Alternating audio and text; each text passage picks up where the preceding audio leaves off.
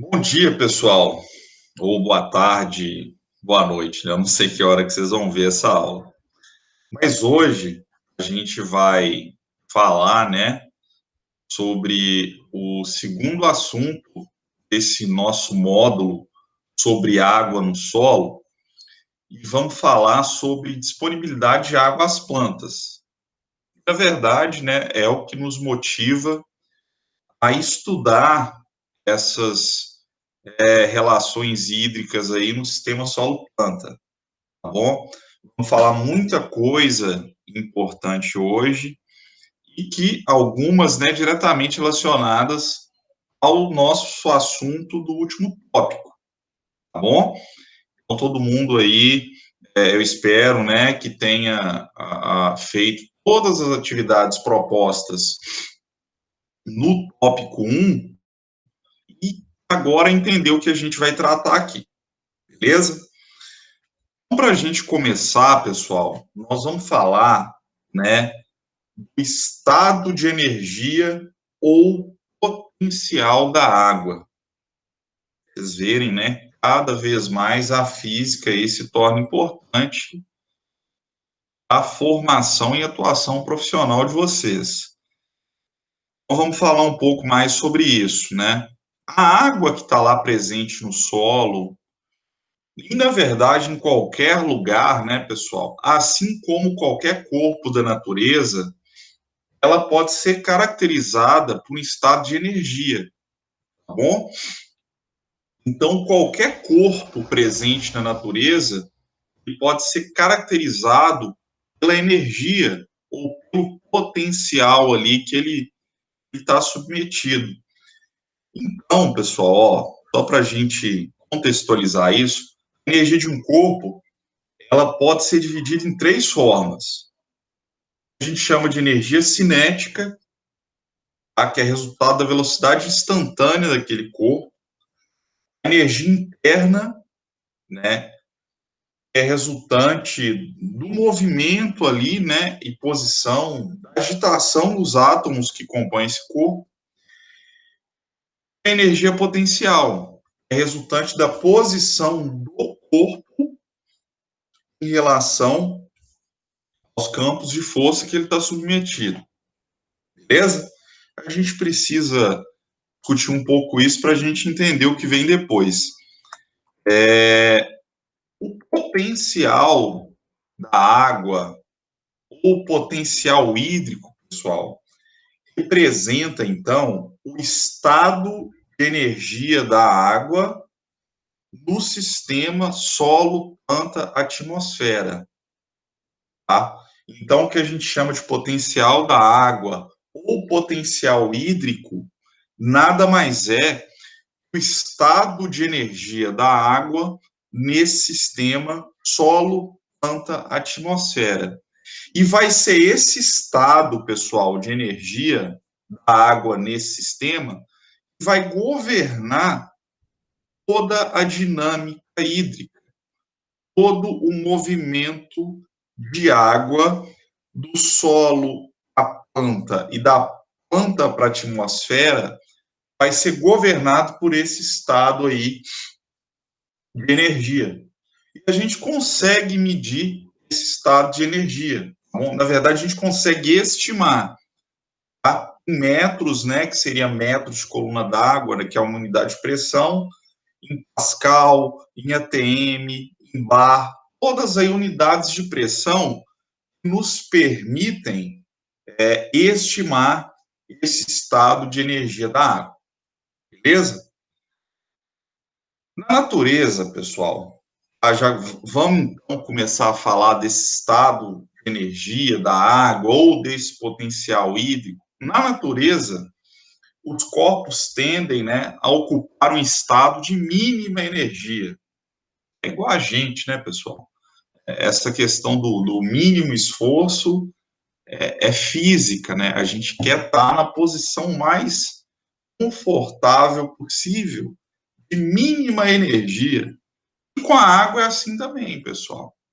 A água, então, esse sistema solo, planta, atmosfera, ela vai querer ocupar a posição ali o estado de mínima energia.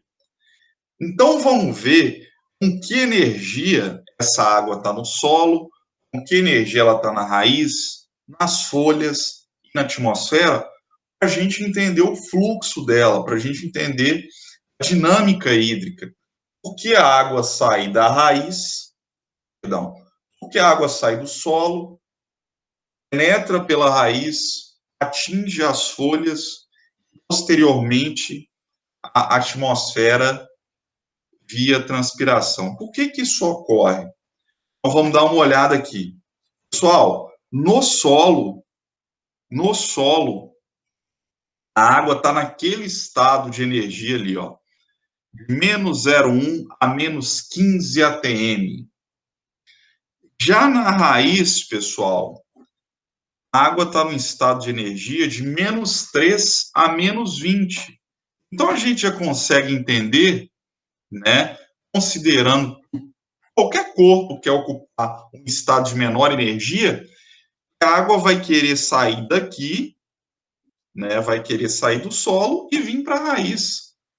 Porque na raiz, ela vai, né, estar num estado de menor energia. Tá bom? E vamos ver a parte aérea da planta. Olha lá a parte aérea, pessoal.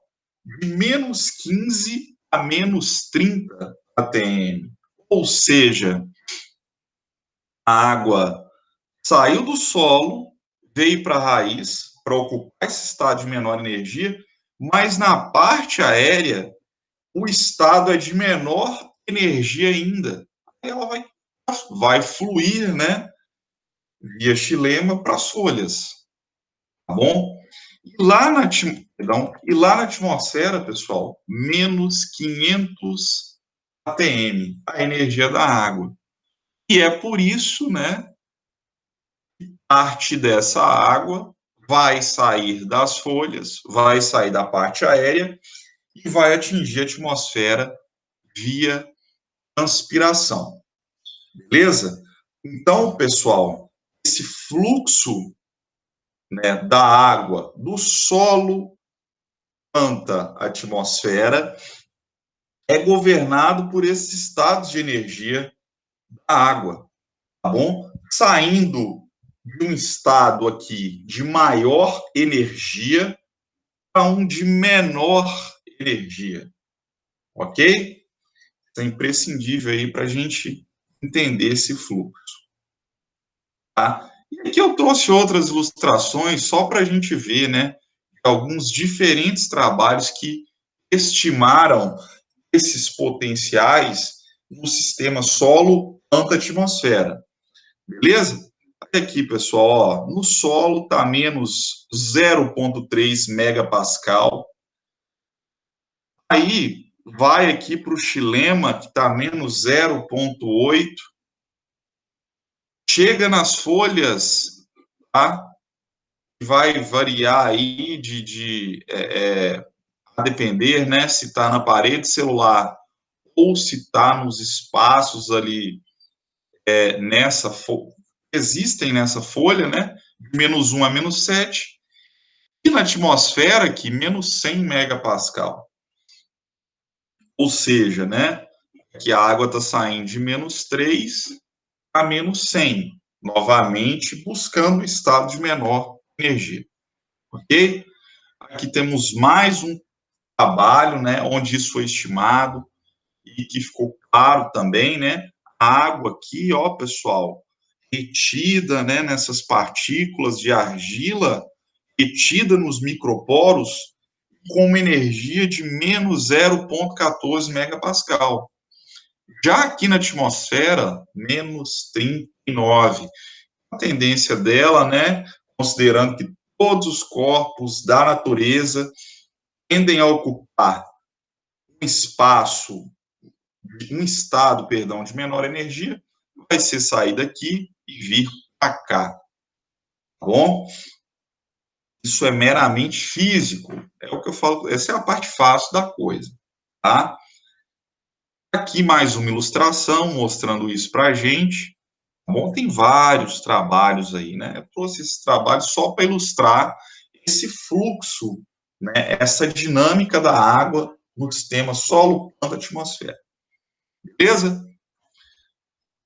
Então, vamos ver agora, pessoal, nós já vimos, né, essa tendência que os corpos têm de ocupar o estado de menor energia, que faz com que a água saia do solo, atinja a planta e parte dela vá para a atmosfera via transpiração. Agora nós vamos falar um pouco dessa energia da água no solo, é o que nos interessa mais, tá bom? E o que é esse potencial da água no solo, pessoal? O que é esse potencial? O que é essa energia da água que está presente lá no solo?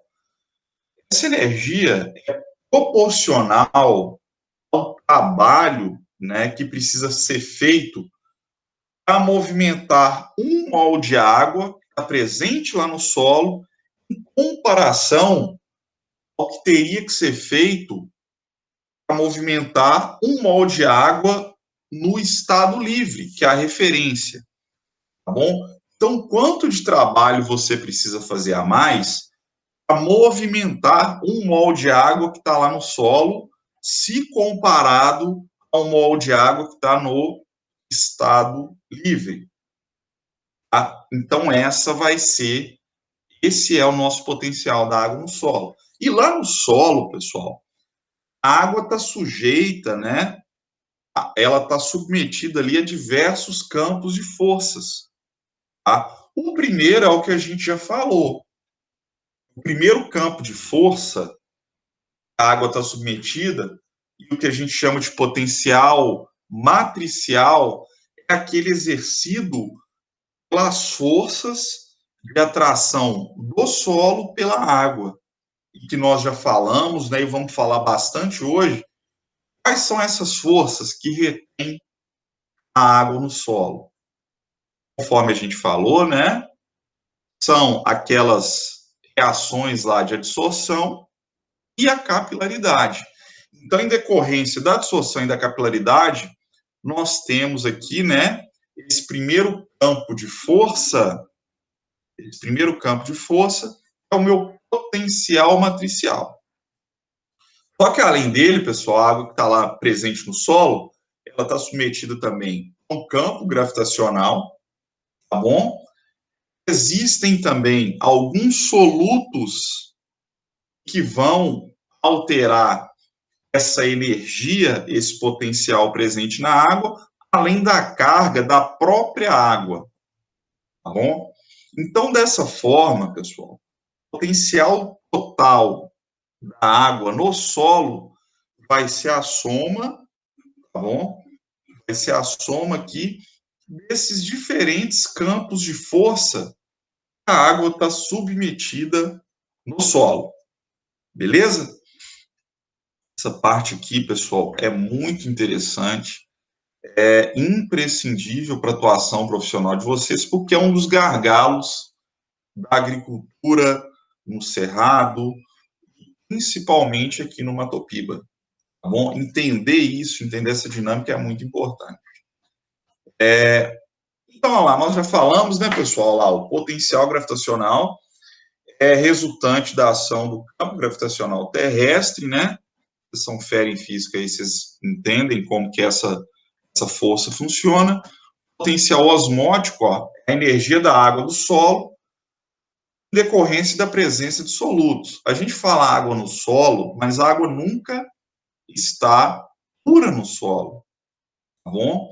A água, na verdade, não é a água do solo, é solução do solo, né? Porque tem vários cátions, vários ânions, algumas pequenas moléculas orgânicas ali dissolvidas, ok? O potencial de pressão que a gente falou, né? Aquele capilar ali, aquele microporo preenchido com água, é uma coluna d'água que está exercendo uma pressão, tá bom? Nós temos também esse campo aí de energia atuando, além do potencial mátrico, pessoal. Eu deixei por último aqui, nós vamos ver que ele é o mais importante para a gente entender a energia da água no solo. O potencial mátrico, conforme a gente já viu lá na outra aula, é resultante das forças capilares e de adsorção responsáveis pela retenção de água no solo. Tá? Nós temos forças capilares, que a gente viu, né, lá nos microporos, e de adsorção na superfície das partículas, que são responsáveis pela retenção de água no solo. Beleza? E acontece o seguinte, pessoal, esse potencial mátrico é o único que difere entre a água em seu estado livre e a água que está lá no solo. Então, nós vimos, né, a gente mostrou essa equação aqui, aqui o potencial da água vai ser esse potencial matricial, o exercido pela gravidade, o osmótico e o de pressão. Só que eu estou afirmando aqui, né, que a única diferença entre o potencial da água livre e o potencial dessa água que está no solo é o potencial mátrico. Então, a gente pode fazer isso aqui, pessoal. A gente corta os demais termos e chega nisso, tá bom? Chega nisso aqui. O potencial da água no solo é igual ao potencial mátrico. O potencial da água no solo é igual ao potencial mátrico. Ou seja, a energia da água no solo, ela é resultante, ela é produto das forças capilares, né, e de adsorção. Tá bom? Então, a energia da água que está ali presente no solo vai ser resultado daqueles fenômenos de capilaridade que a gente falou, né, daquela força capilar em decorrência da tensão superficial e do fenômeno químico, né, que são as reações de adsorção da água na superfície dos colóides. Beleza? Então, é por isso que a gente vai falar bastante de potencial mátrico, que define a energia da água no solo. E nós já vimos que entender essa energia é imprescindível para entender a dinâmica, para entender essa saída da água do solo, a raiz, a folha, a atmosfera, é o potencial mátrico que vai governar isso aí tudo quando a gente fala em água no solo. Ok? Então, falando um pouco mais de potencial mátrico, quanto maior essas forças, quais forças, pessoal? Capilaridade e adsorção. Maior a energia de retenção da água, maior o trabalho exigido para movimentar a água no solo. Nós falamos lá no início, né?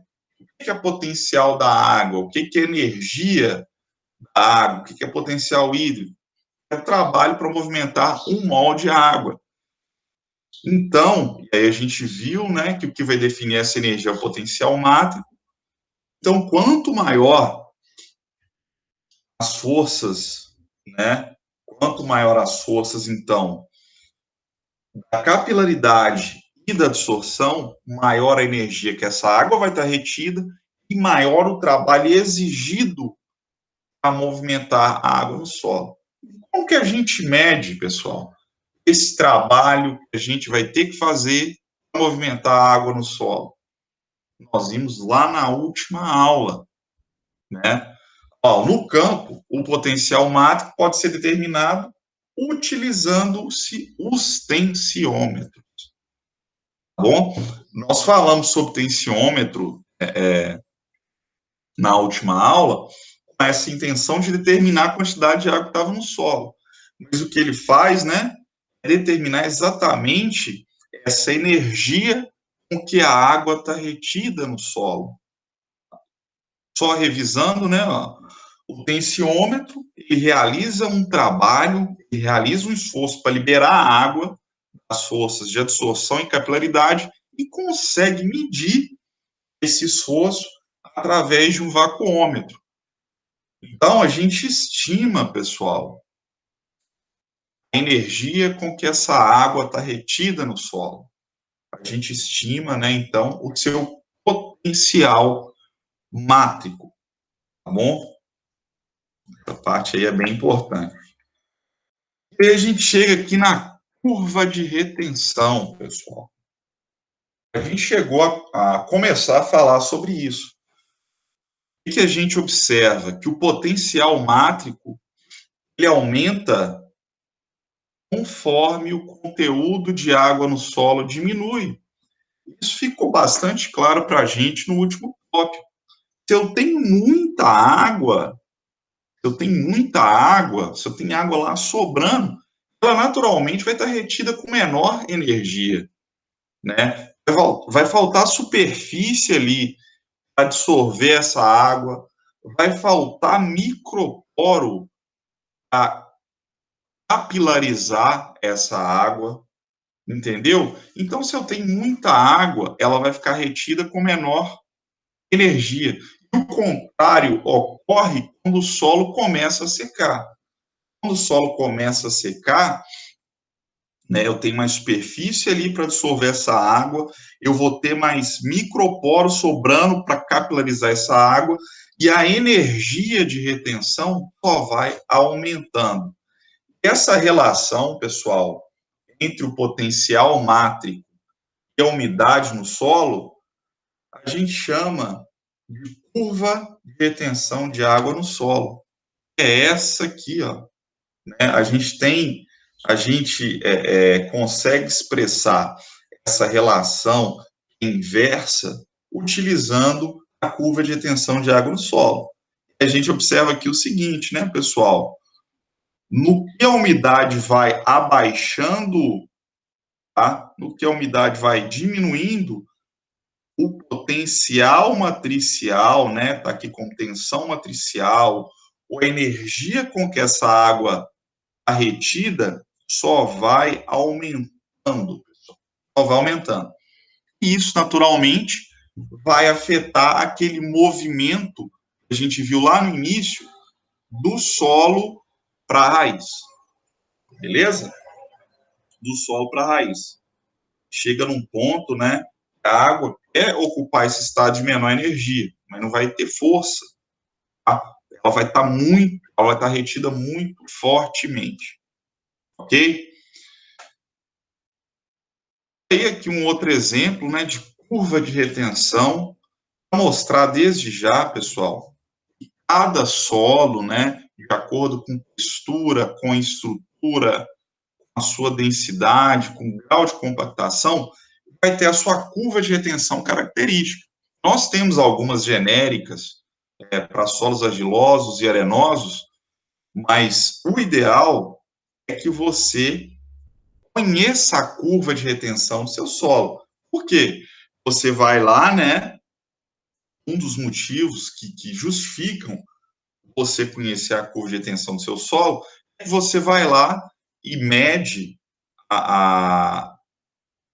o potencial mátrico daquele momento utilizando o tensiômetro, e você vem aqui nessa curva, vamos supor que você mediu e deu 10, o seu solo é esse da linha azul.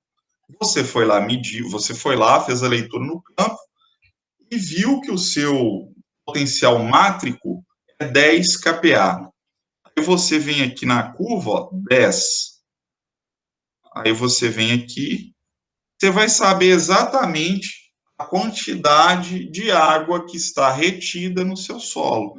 Nesse caso aqui de 10, esse solo aqui, S3 da linha azul, vai ter cerca aqui de 0,39 metros cúbicos de água por metros cúbicos de solo, tá bom? Ou seja, 39% ali do seu volume de solo está ocupado pela água. Ok? Você tem bastante água no seu solo, tá ótimo. E aí você, né, essa é uma das coisas que motiva você conhecer a curva de retenção de água do seu solo, tá bom? E aqui nós temos mais uma, só para ilustrar, que eu tirei de um trabalho, para ver como que isso varia.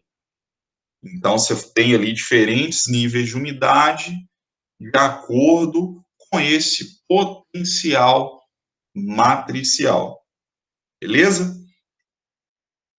Como que a gente determina essa curva de retenção? Eu trouxe aqui para vocês, só para ilustrar. tá? Isso aqui é só para ilustrar. Não precisa de preocupar com determinação, mas a gente faz isso no laboratório, tá bom? O que a gente faz, pessoal? A gente pega, né? Você pega lá amostras do seu solo e umedece essas amostras em diferentes níveis de umidade. Numa você coloca muita água, na outra você coloca menos. Vai lá e submete a diferentes níveis de pressão, para ver, né, qual pressão você precisa fazer, qual trabalho, qual esforço vai precisar ser feito para que essa água se desloque, né, nos diferentes graus de umidade. Então, basicamente, você vai fazer isso. E aí, você precisa de diferentes equipamentos no laboratório, a gente até tentando montar, fazer isso aqui no futuro, mas você precisa lá, funil de placa porosa, câmara de pressão e as mesas de tensão. Tá bom? E aí você tem aqui, né, esse funil de placa porosa, só para a gente mostrar o fundamento aí de funcionamento desse funil, tá bom? E você vai utilizar esses aparelhos para submeter, né, esses anéis aqui em diferentes níveis de umidade, a diferentes pressões. Para você ver. Não, quando o meu solo está com 0,3, quando o meu solo está com 30% de umidade, eu preciso da pressão de menos 30 kPa, né, no caso, uma pressão negativa, para retirar. Pausa para o carro do vão comprar a posse.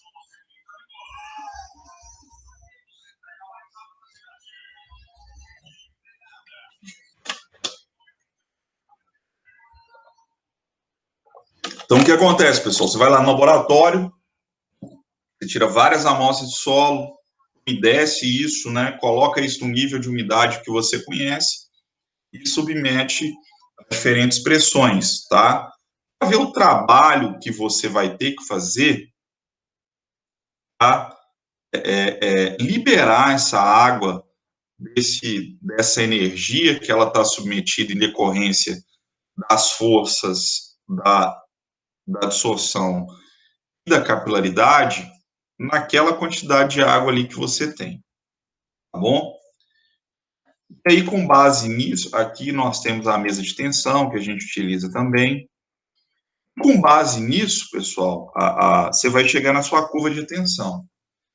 A curva de retenção, ela vai ser variável, pessoal, de acordo, então, com a textura do solo, com a profundidade que você avaliou, a estrutura e com o grau de compactação. Tá bom? Eu acho que já dá para a gente entender aqui, por exemplo, o seguinte: se o seu solo está compactado, né, muito provavelmente ele vai reter a água com mais força. Vai ter, no mesmo nível de umidade, você vai ter um potencial matricial maior. Vai estar segurando a água ali com mais força. Vai ter poros menores. Seu solo está compactado, né? Você está diminuindo ali a quantidade de espaços vazios. Então, você vai reter a água ali nesse poro menor com mais força. Tá bom? Em relação à textura, o que a gente tem é isso aqui.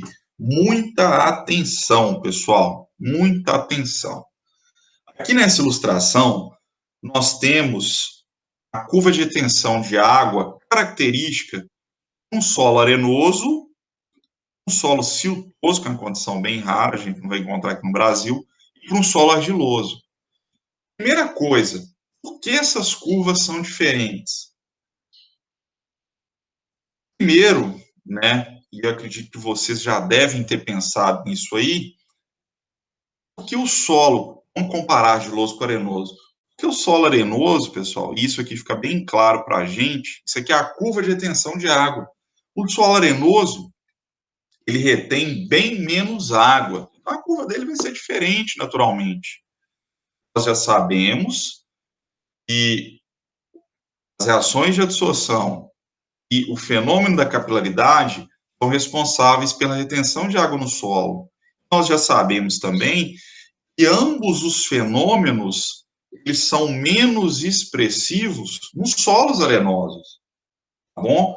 Então, a quantidade de água, independente aqui do potencial, independente da força com que essa água está retida, ela vai ser menor aqui no meu solo arenoso, tá bom? Ela vai ser menor no meu solo arenoso, e aqui no argiloso, maior, beleza?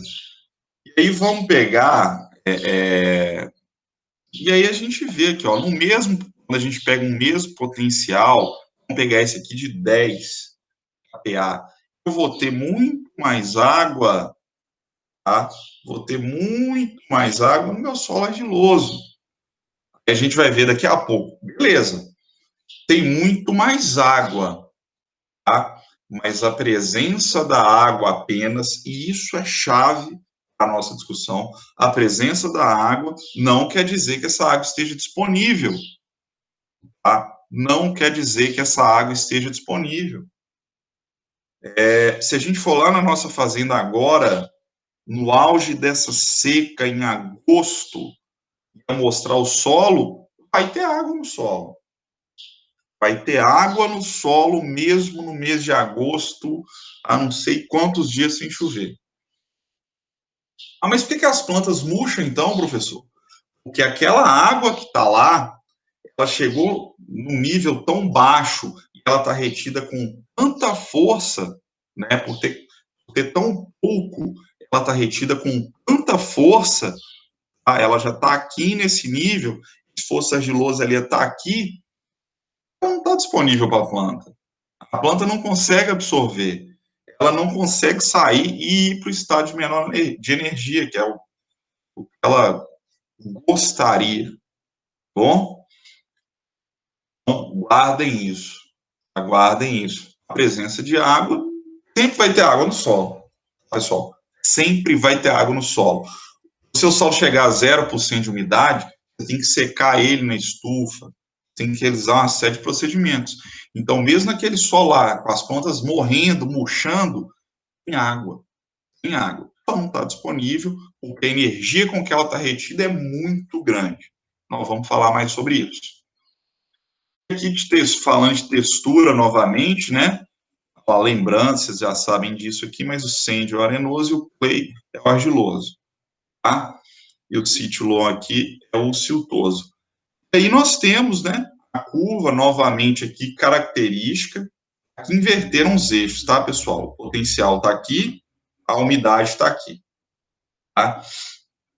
Mas novamente, ó, textura interfere muito fortemente na curva de retenção, tá bom? Interferir na quantidade de água que o solo consegue armazenar, por interferir nas forças que determinam o potencial matricial, beleza? A compactação também, né, vai interferir nisso tudo. Aqui nós temos o mesmo solo, né, a mesma área, porém um está compactado, né, você teve algum problema lá no seu manejo, compactou esse solo, esse talhão lá da sua fazenda, enquanto o outro, o solo está com agregação ok.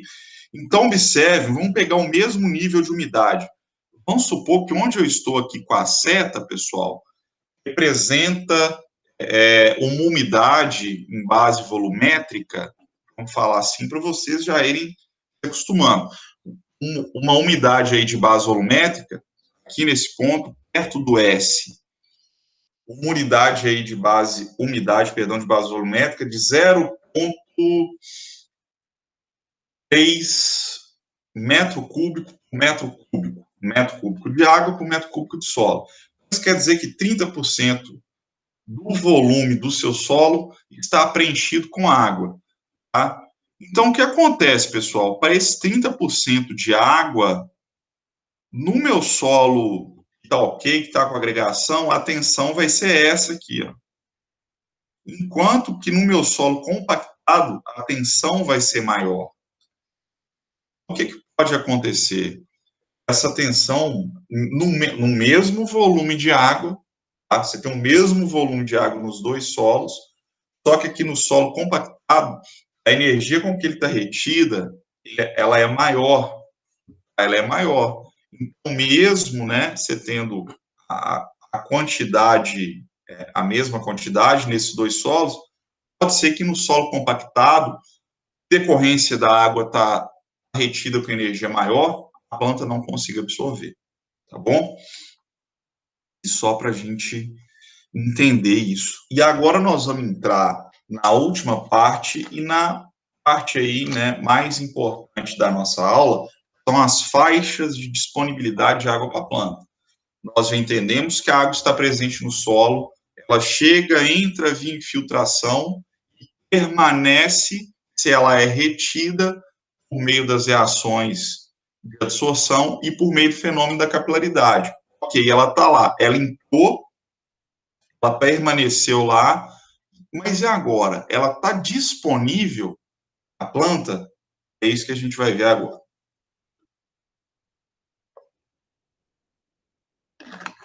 Pessoal, nós precisamos ver, né? A gente sabe que tem água lá no solo, que de acordo com a quantidade, ela está retida em diferentes níveis de energia. Nós já aprendemos, né, que quanto mais água, menos energia, e quanto menos água, mais forte ela vai estar retida, maior é esse potencial matricial. E a primeira coisa que a gente vai falar aqui, pessoal, é a capacidade de campo. A capacidade de campo. Vocês já devem ter ouvido isso, talvez, de uma palestra. Ah, não, esse solo está na capacidade de campo. O que é isso, pessoal? A quantidade máxima de água que o solo pode reter após a drenagem natural do perfil. A quantidade máxima de água, pessoal, o seu solo consegue manter, consegue armazenar por meio, né, das reações de absorção e fenômeno da capilaridade, principalmente o fenômeno da capilaridade nos microporos. Tá bom? Então, a capacidade de campo, pessoal, é a máxima quantidade de água que um solo consegue armazenar. Mais do que a capacidade de campo, o que vai acontecer? O seu solo ele vai estar saturado, ele drena, a água desce, a água vai para o lençol freático, tá bom? Eu tenho mais umidade que a capacidade de campo, a água começa a descer para o lençol freático que não tá mais retida, né? Não está mais disponível para a sua planta. Então, essa quantidade, perdão, essa é a capacidade de campo, a máxima quantidade de água disponível para a planta. Bom, então, olha lá, o limite superior de disponibilidade de água.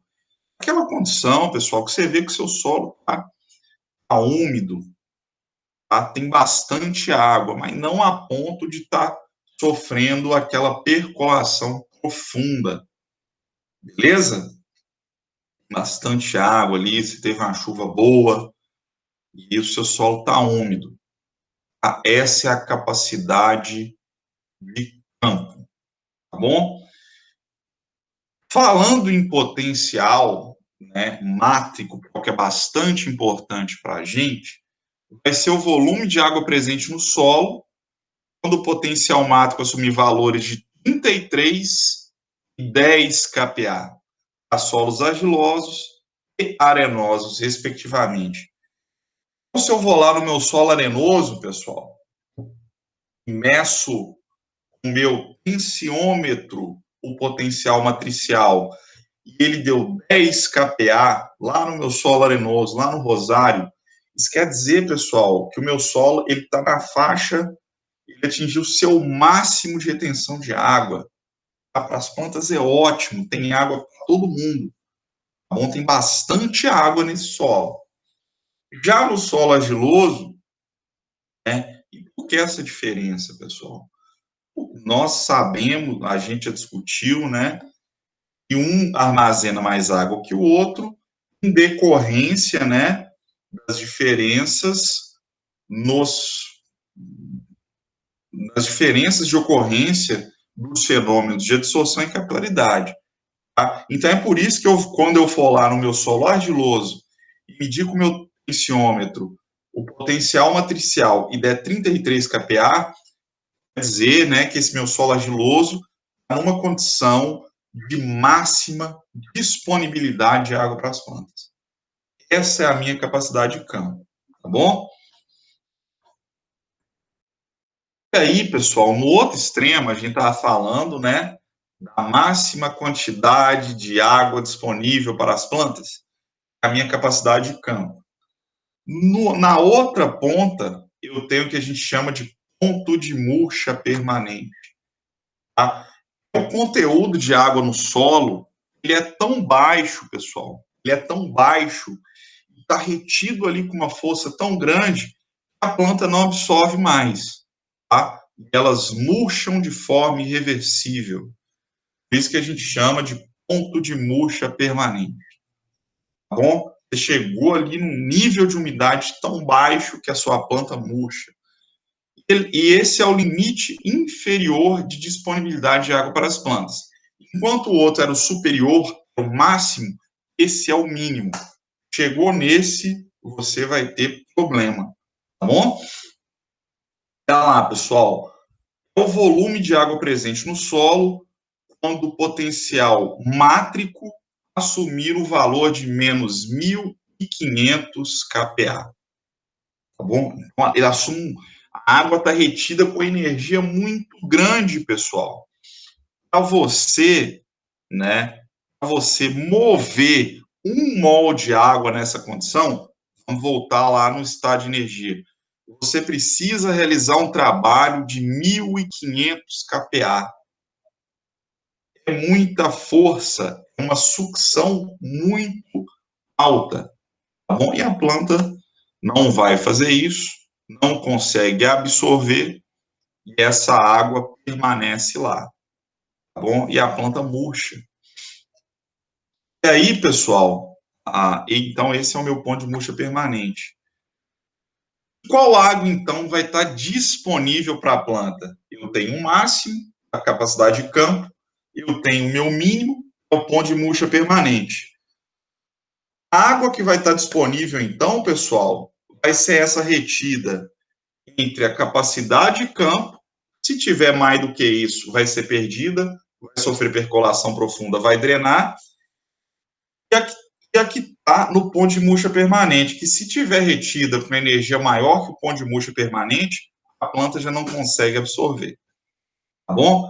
Então, a água entre a capacidade de campo e o ponto de murcha permanente é o que nós chamamos de água disponível à planta, beleza?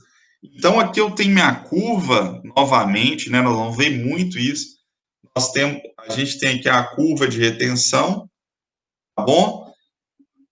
Aqui eu tenho o ponte murcha permanente, e aqui eu tenho a capacidade de campo.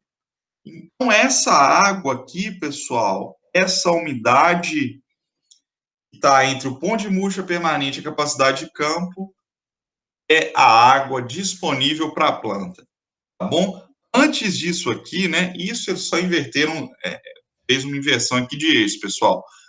Mas além do ponto de murcha permanente, a planta não tem energia para absorver, ela tem que realizar um trabalho, né, puxando novamente energia, muito grande para mover 1 mol de água nesse estado de energia. E acima da capacidade de campo, tem tanta água, né, que parte dela vai sofrer percolação profunda e a planta também não absorve, o solo está saturado, essa água vai para o lençol freático, beleza? Então, essa é a nossa faixa de água disponível. Tá? E aqui nós temos um outro gráfico, ó, deixando isso bem claro para a gente, tá bom? Deixando isso aí bem claro para a gente, tá? O que vem, pessoal, o que está além da capacidade de campo, tá? Esse volume aqui de água, além da capacidade de campo, a gente chama de água drenável, porque ela vai drenar, ela vai descer. O que está além do ponto de murcha permanente está retido aqui, ó, com energia muito alta, um potencial matricial muito alto, a gente chama de umidade residual. Lá no solo, vai permanecer, mas a planta não consegue absorver, tá bom?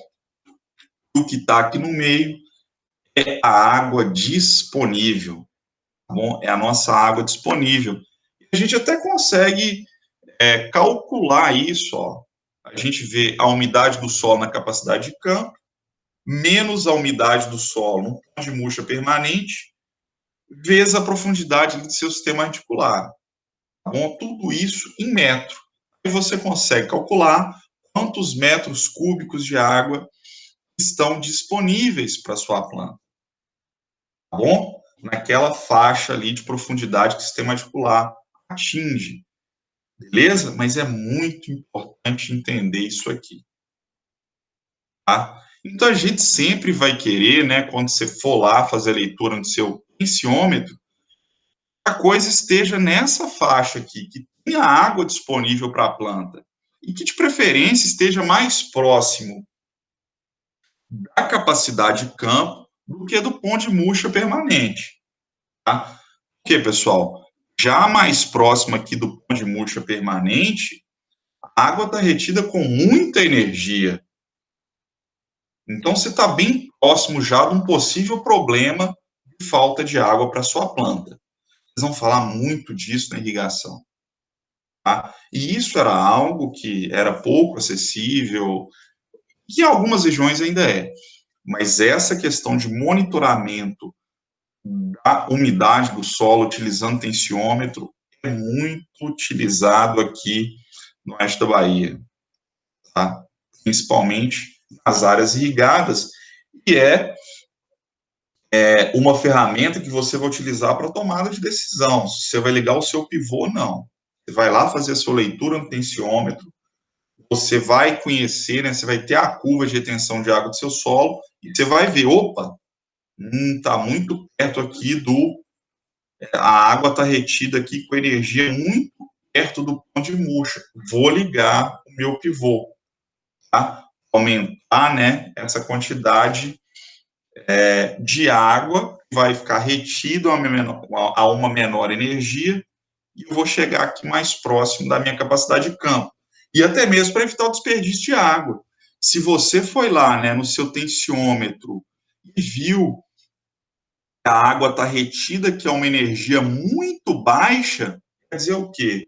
Você já está além da capacidade de campo, você está desperdiçando água, tá bom? Está desperdiçando água, porque essa água vai drenar, ela não vai ficar retida. A capacidade de campo é o máximo de água que você consegue reter no seu solo, tá bom? Então, conhecer isso é imprescindível para o bom manejo da água, evitar desperdício, para ter uma agricultura eficiente. Vocês vão retomar isso, muito provavelmente, em irrigação, tá? Mas guardem isso, guardem isso. Aqui nós temos mais um exemplo, né? Aquela água residual, pessoal, que está além do pão de murcha, a gente chama também de água higroscópica. Essa água aqui, ela está retida principalmente por aquelas reações de adsorção, tá? Então, a água reagiu ali com a superfície do coloide e planta nenhuma consegue absorver. Aí nós temos aqui a nossa água capilar, que está disponível, tá? Que está entre o pão de murcha permanente e a capacidade de campo, tá presente ali nos microporos. Nós temos a nossa água gravitacional. Essa água gravitacional, pessoal, o microporo está tudo preenchido. Vai sobrar quem para ela? Só o macroporo. E macroporo não retém. Macroporo, nós já aprendemos, é para drenagem. Essa água vai para o lençol freático. Beleza? Bastante atenção com isso aí. Essa ilustração deixa isso muito claro, pessoal. Ela é muito boa. Pessoal, ó, quando eu tenho água demais, né, eu vou ter esse excesso que eu chamo de água gravitacional que vai para os microporos, tá bom? Que vai descer, vai drenar, não é absorvida pelas plantas. Não adianta você deixar o seu pivô lá ligado o tempo inteiro. O seu solo tem uma capacidade máxima de retenção de água, essa água que a planta absorve, tá bom? essa água capilar aqui, ó, essa água entre a capacidade de campo e o ponto de murcha permanente. Essa água que está presente nos microporos. É por isso que estrutura é tão importante, tá? Sem um bom manejo, sem um solo bem agregado, você não tem isso aqui. Você não tem isso aqui. A argila é importante, é super, tá bom? Super. Mas para ter microporo no seu solo, você depende muito também do manejo. Mesmo um solo argiloso, se você fizer muita coisa errada, você degrada a estrutura, tá bom? E começa a ter problema, inclusive aqui. Ok? Então a gente precisa de microporo, armazenar a nossa água, para reter a nossa água aqui nessa faixa. Tá bom? Diminuiu além disso, né? A umidade foi caindo, caindo, caindo, caindo. E chegou lá no ponto de murcha permanente, nós vamos ter aqui o que a gente chama de água higroscópica, que vai estar adsorvida na superfície dos colóides, e que a planta não consegue absorver. É muita energia, está numa energia muito alta. Você vai lá medindo com o seu tensiômetro, vai estar lá em cima, né? E a água não consegue absorver. Tá bom? Muito importante isso aqui. Como que isso, né? Nós já vimos, e tá, em relação à textura, como que isso funciona? Primeiro, para lembrar, nós já vimos, né, a curva de retenção de água de um solo argiloso, a curva de retenção de água do solo arenoso são completamente diferentes por dois motivos.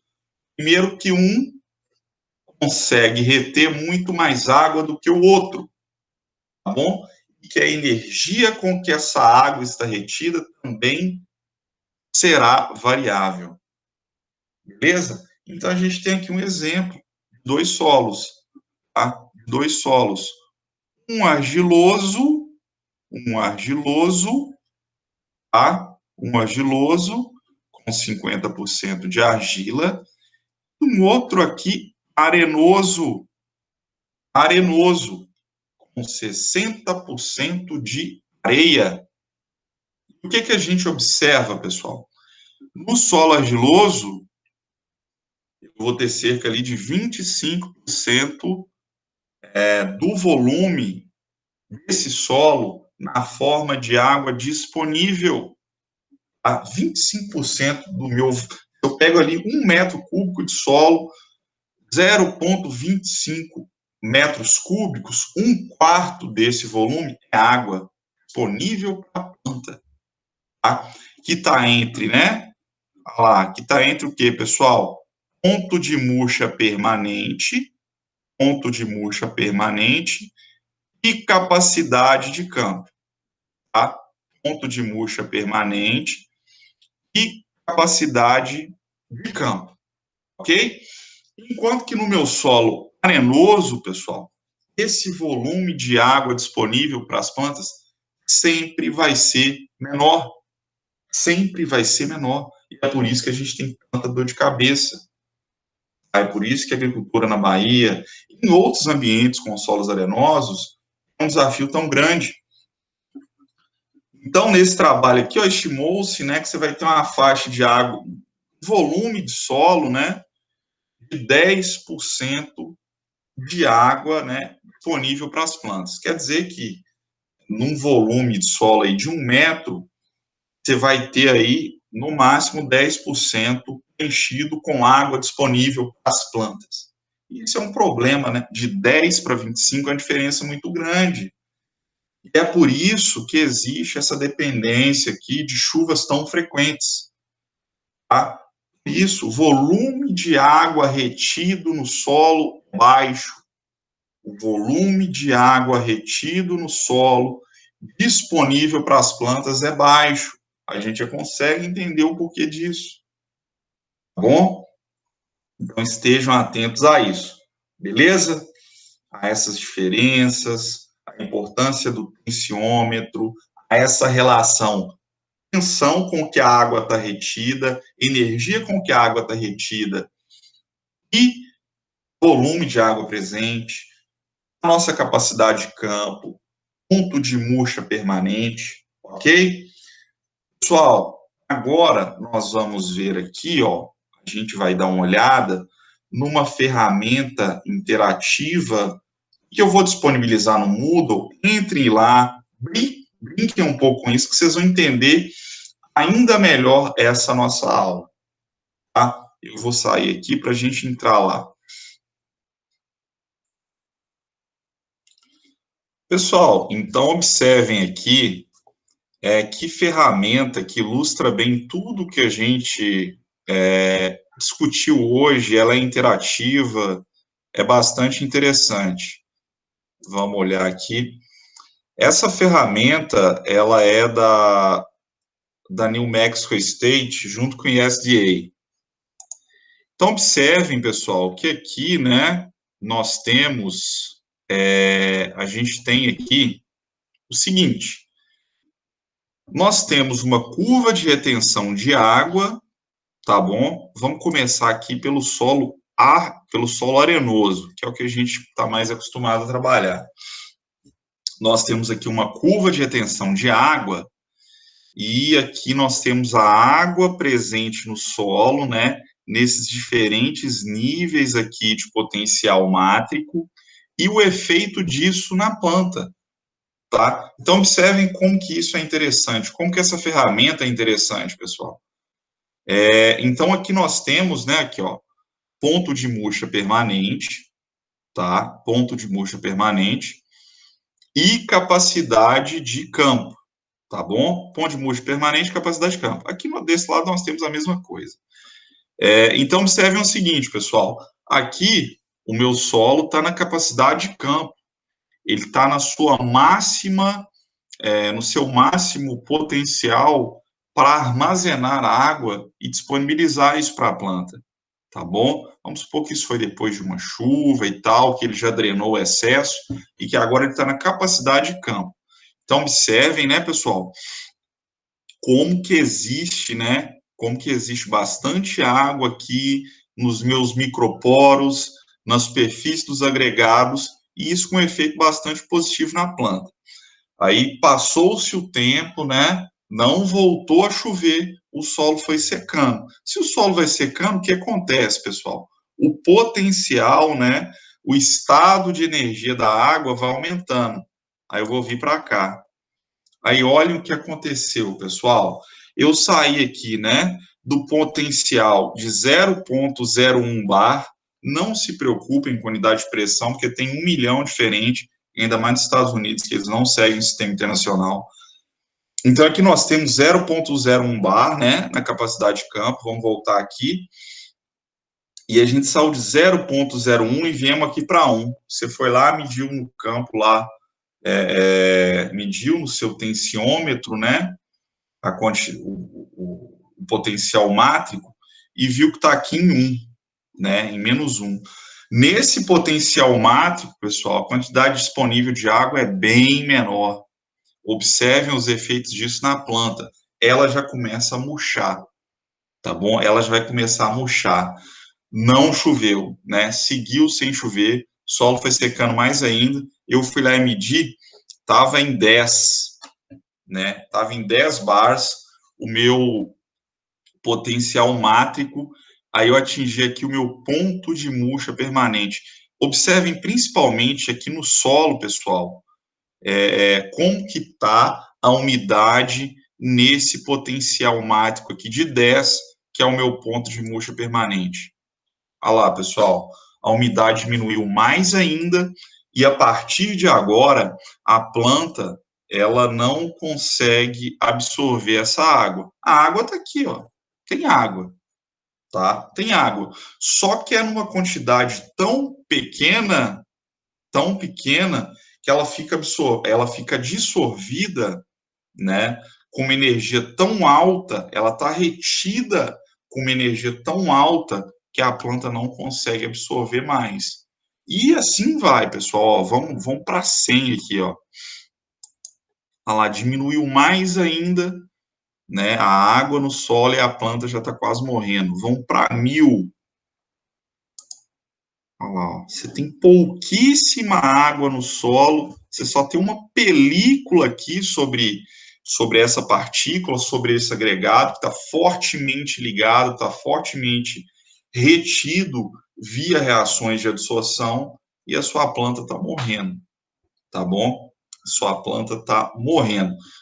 Então, observem, né, aqui esse recurso aqui, ele é muito bom para a gente entender essa questão da curva de retenção de água no solo, do que é a capacidade de campo, do que é o ponto de murcha permanente e de como, né, de como isso tudo, né, interfere na disponibilidade de água para a planta, tá bom? De como tudo isso define o volume de água disponível para a planta. Vamos agora, então, deem mais uma olhada aí, né, nessa curva de tensão para o solo arenoso e vamos agora para o argiloso. Primeira coisa que é gritante para a gente é que existe um volume disponível de água maior. E isso é esperado, né? E nós já sabemos o porquê, tá bom? Então, aqui eu tenho novamente, né, meu ponto de murcha permanente e a minha capacidade de campo. Observem, né, que no meu solo argiloso, as partículas estão muito mais próximas uma das outras, então eu tenho mais microporos, eu tenho a retenção de água, ela vai ser maior, ok? Então, beleza, eu tô aqui no extremo, tá? Eu só tenho água higroscópica. Vamos supor que choveu, tá bom? Aí eu vim para cá, né? Vamos saturar esse solo logo depois da chuva. Então, observem, pessoal, logo depois da chuva, o solo está completamente saturado e essa água retida aqui num potencial baixíssimo, tá? É por isso que parte dela vai ser perdida, vai ser drenada, tá bom? Vai ser drenada.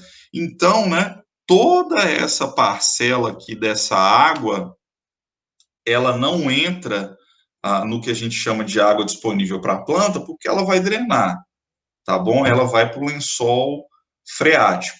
E daí, quando esse solo vai secando, né, e a gente chega aqui na capacidade de campo, que é a máxima quantidade de água disponível para a planta, a gente observa que diminuiu um pouco, ó.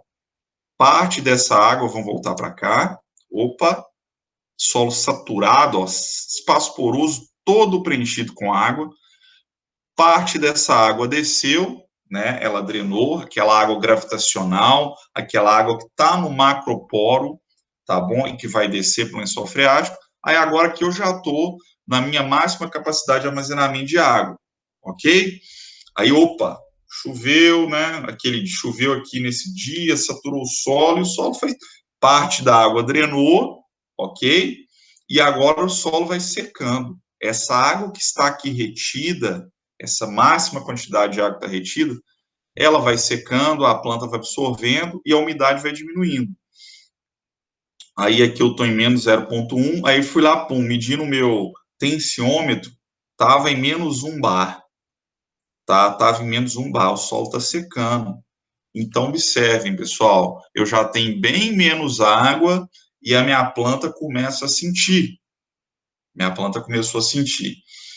E continuou sem chover. O meu solo atingiu, né, esse potencial aqui de menos 10, fui lá, medi, estava menos 10, e eu sei que o menos 10, né, ele está associado a uma umidade muito baixa, tá bom? Vamos aqui para o menos 10. Olha lá, como que a água diminui, pessoal. Vamos aqui, menos 1, menos 10 bar. Então, esse potencial matricial está associado a uma umidade muito baixa, a minha planta sente muito, e se o meu solo seguir secando, ela não consegue mais absorver a água, porque aqui nesses níveis, né, se eu for lá medir tiver menos 100, a minha planta já não está absorvendo água nenhuma. Tem água, tem água presente, porém não disponível. E a minha planta sofre muito, tá bom? A minha planta sofre muito porque a água que está presente está retida ali com uma energia, com um potencial matricial de 100, tá bom? De 100. E a planta não consegue, ela não tem essa força de sucção que o meu tensiômetro, que fez essa medida, tem, tá bom?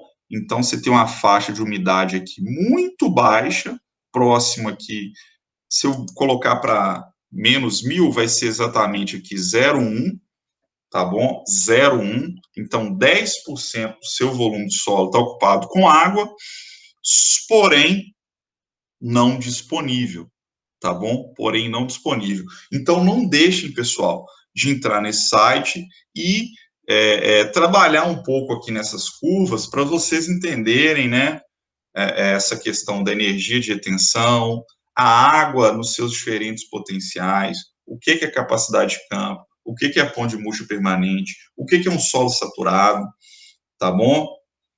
E para fechar, professor, por que você está falando que usa, então, tensiômetro, né, que você vai lá e mede a pressão que a água está retida, para a partir dessa pressão estimar a umidade? Por que você não mede a umidade diretamente, utilizando aquele método que o senhor falou na primeira aula, de ir lá, coletar, secar, pesar o solo e ver a quantidade de água que tinha? Pessoal, isso aqui sai na hora, tá? Isso aqui sai na hora, é muito mais prático. Então, conhecendo essa relação em potencial mátrico e volume de água presente, é muito mais fácil medir o potencial mátrico, tá bom? E é por isso que vocês vão ouvir falar muito em tensiômetro, em curva de retenção de água, em capacidade de campo, em pão de murcha permanente, beleza? Pessoal, então a gente está finalizando aqui. Não deixem de ler o material escrito, tá bom? Não deixem de fazer as atividades propostas, vocês vão conseguir sedimentar essa parte da nossa disciplina, que é bastante importante, beleza? Um abraço a todos, até mais.